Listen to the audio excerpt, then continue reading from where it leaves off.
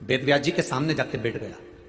वेदव्यास जी को दंडवत प्रणाम करा जन्मेजय ने, और वेदव्यास जी को प्रणाम कर कर वेदव्यास जी से कहा कि मुझे एक बात समझ में नहीं आई गुरुजी।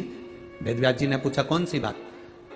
इतने बड़े बड़े संत साधु सन्यासी तपस्वी साधक और बड़े बड़े भविष्य के वक्ता जो दूसरे का भाग्य देखकर बता दें, इतने बड़े बड़े भविष्य के वक्ता बैठे थे, उसके बाद भी पांडवों का और कौरवों का युद्ध हो गया। आपने वो युद्ध टाला नहीं, आपने वो युद्ध समाप्त नहीं किया। इतने बड़े बड़े भविष्य के वक्ता बैठे हुए थे, इतने बड़े बड़े गुरुजन बैठे हुए थे। अगर कौरव और पांडवों के उस समय को तुम टाल देते, उस समय को अगर समाप्त कर देते तो युद्ध होता क्या?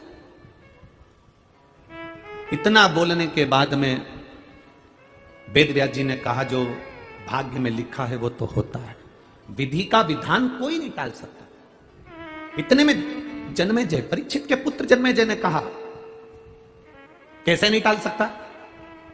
अगर मैं होता ना तो मेरा पुरुषार्थ आप देखते, और मेरे पुरुषार्थ को देखते तो मैं ये युद्ध टाल सकता था, मैं युद्ध होने नहीं देता। बहुत सावधानी से सुनना अष्टविनायक शिव पुराण की कथा। मैं होता तो इस युद्ध को नहीं होने देता, मैं होता तो ये सारा युद्ध टल जाता। वेदव्यास जी ने कहा यह कभी नहीं हो सकता, जो ललाट पर लिखा है उसको टालना बड़ा मुश्किल है, उसको समाप्त करना बड़ा मुश्किल है, उसको टालना बड़ा मुश्किल। जन्मेजय ने कहा ऐसा नहीं हो सकता, अगर मैं होता ना उस समय पर मैं सब निपट लेता, युद्ध नहीं होने देता। मैं पक्का कह रहा हूं इतने लोग नहीं मरते, और तुम इतने बड़े बड़े संत बैठे थे, इतने बड़े बड़े गुरु बैठे थे, तो तुम युद्ध नहीं टाल सके। अब एक बात बताओ वेदव्यास जी, वेदव्यास जी आप भविष्य वक्ता हो ना, मेरे भविष्य की कोई बात बताओ जिसको मैं टाल कर बता सकता हूं। जन्मेजय तू एक काले घोड़े पर बैठकर दक्षिण दिशा में जाएगा, दक्षिण दिशा में एक सुंदर स्त्री को देखेगा, और वो स्त्री को देखकर तू राजमहल में लेकर आएगा, उस स्त्री से तू शादी कर लेगा, वो स्त्री तुझसे एक यज्ञ करवाएगी। उस यज्ञ में मैं तुझसे हाथ जोड़कर कहता हूं कि उस यज्ञ में तू युवान ब्राह्मण को मत बुलाना, अगर बुलाना तो बूढ़े ब्राह्मण को बुलाना, किसी बुजुर्ग को बुलाना, समझदार को बुलाना, किसी बूढ़े को बुलाना, पर युवान ब्राह्मण को मत बुलाना उस यज्ञ में। पर मैं जानता हूं जन्मेजय, तो उस यज्ञ में तेरी पत्नी के कहने से, उस सुंदर स्त्री के कहने से तू युवान ब्राह्मण को बुलाएगा, और युवान ब्राह्मण का प्राण दंड तू देगा, उस ब्राह्मण की हत्या का कारण तू बनेगा, और आखिरी में तेरे माथे पर ब्राह्मण हत्या लगेगी, और तुझे कोढ़ का रोग हो जाएगा, और तू कोढ़ी हो जाएगा, और बाद में उसी कोढ़ से तू मर जाएगा। अब तेरा विधि विधान टाल सके तो टाल दे। जन्मेजय ने कहा इतनी सी बात। जन्मेजय ने अपने राजघराने में जाकर कहा जितने अस्तबल में काले घोड़े हैं सब निकाल दो बाहर, एक भी काला घोड़ा मुझे नहीं चाहिए। काला घोड़ा होगा नहीं तो बैठूंगा भी नहीं। सारे काले घोड़े निकाल दिए जाएं। अस्तबल से सारे काले घोड़े खोल दिए गए, और सारे काले घोड़ों को खोलकर भगा दिया गया।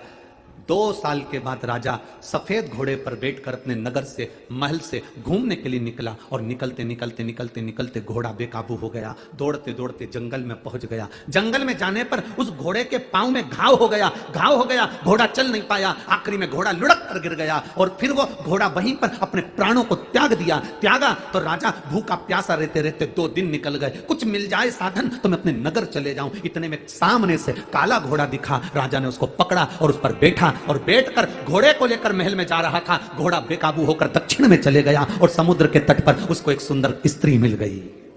अब टाल विधि का विधान। एक सुंदर स्त्री मिली, स्त्री को ले गया अपने नगर। उसकी सुंदरता देखकर उसने शादी कर ली। स्त्री ने कहा अपन एक यज्ञ करते हैं, इसने मान लिया। यज्ञ प्रारंभ हुआ, और इसको मालूम था कि वेदव्यास जी ने कहा है कि यज्ञ में बूढ़े ब्राह्मण को बुलाना, पर स्त्री ने कहा नहीं, यज्ञ में सब युवान ब्राह्मण आना चाहिए। यज्ञ में युवान ब्राह्मण आए, यज्ञ प्रारंभ हो रहा था। इसकी वो स्त्री सुंदर जैसे ही महल से बाहर निकली, उसको देखकर ब्राह्मण हंस दिया। हंसा तो राजा को क्रोध आ गया जन्मेजय को, और उसने उसको मृत्यु दंड दे दिया। मृत्यु दंड दिया तो ब्राह्मण हत्या माथे चढ़ गई, और ब्राह्मण हत्या माथे चढ़ी तो ये कोढ़ के रोग से ग्रसित हो गया। रोता रोता वेदव्यास जी के पास पहुंच गया। मैं क्या करूं? वेदव्यास जी कहते हैं तू ही तो कह रहा था कि मैं विधि के विधान को टाल सकता हूं।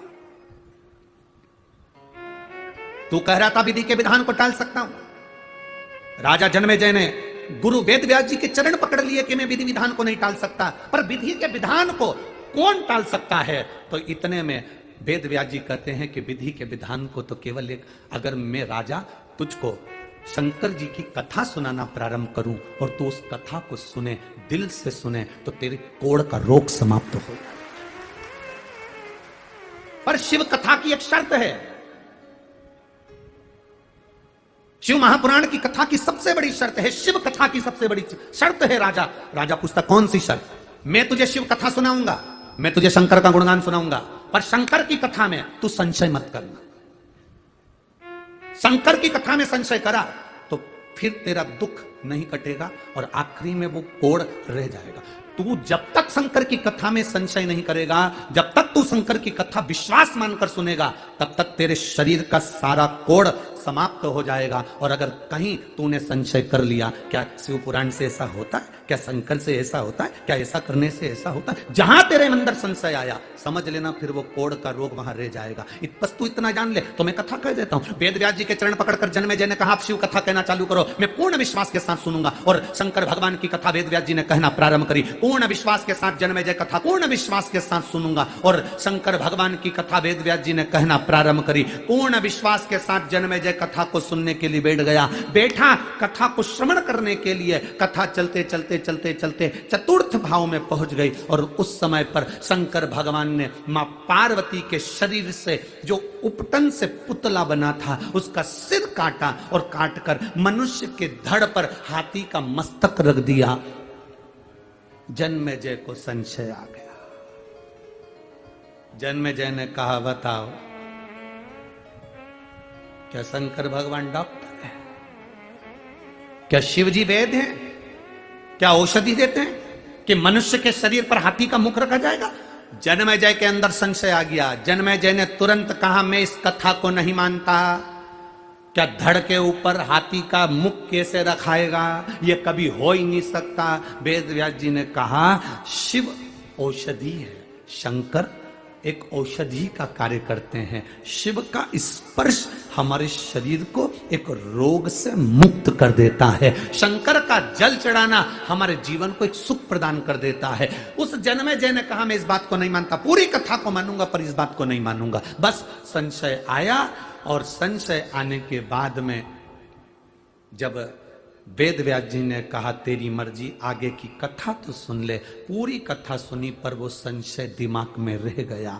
पूरे शरीर से कोढ़ समाप्त हो गया, पर वो कोढ़ का एक तिल बराबर का अंश राजा जन्मेजय के शरीर पर रह गया। और वो कोढ़ का रोग जो शरीर में एक तिल के बराबर रहा, उसी कोढ़ के रोग से जन्मेजय के प्राण छूट गए। आखिरी तक वो रहा क्योंकि संशय रह गया। जितने लोग आस्था चैनल पर कथा सुनते हैं, जितने लोग मोबाइल पर कथा सुनते हैं, जितने लोग पंडाल में कथा सुनते हैं, हम सबसे एक बात कहते हैं, तुम्हारा दिल और तुम्हारा मन और तुम्हारा विश्वास कहे तो कथा में जाना। कथा में जाओगे, कथा सुनोगे तो तुम्हारा जो दुख है वो मिट जाएगा। दुख मिटता कब है? जब हम दिल से विश्वास के साथ कथा सुनते हैं। अगर हमारे अंदर संशय है, कथा में मत आना। आपको अगर लगता है कि शिव पुराण तो ऐसी है, महाराज जी तो फालतू की बात करते हैं, जल चढ़ाने से ऐसा हो सकता है क्या, बेलपत्र